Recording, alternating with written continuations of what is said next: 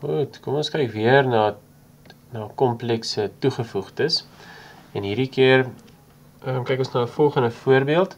So nou sê ons, okay, Z, onthou Z is A plus BI, okay, en sy toegevoegde of sy conjugate is A minus BI. Nou sê hulle, bewys dat hierdie Z se toegevoegde gelyk is aan Z.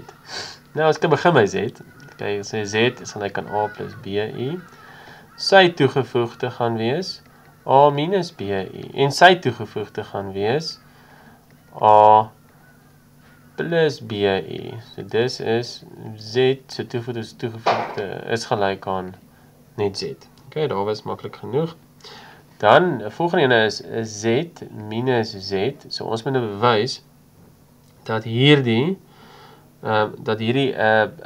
pure imaginêre nommer is. Dit beteken, as ons nou kyk na A plus BI, dan sê dit hierdie antwoord van hierdie ding moet 'n antwoord gee in hierdie vorm. So daar moet nie 'n A wees nie. Dit moet net 'n BI wees. Nou kom ons kyk. So A plus BI minus, onthou die Z se toegevoegde of sy conjugate is A minus BI.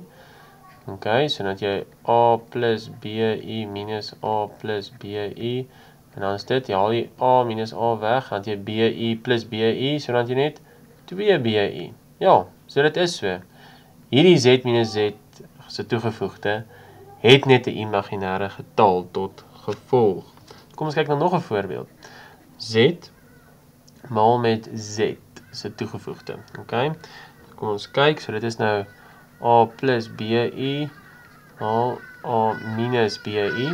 Maar goed, hierdie vraag vra, ons moet nou bewys dat hierdie 'n reële nommer is. Dit beteken nou, as jy 'n antwoord het, moet daar nie 'n I wees nie. So kom ons kyk, so dit is dan A kwadraat plus ABI minus ABI plus B kwadraat I kwadraat. Okay, so A kwadraat plus ABI, daai twee gaan uitkanselleer, en dan het jy B kwadraat en I kwadraat, en nou weet ons van I kwadraat is niks anders nie as minus 1, so dan het jy A kwadraat minus B kwadraat. Onthou, I kwadraat is dieselfde as minus 1 gekwadraat, want I is wortel minus 1, en dan het jy net minus 1 oor.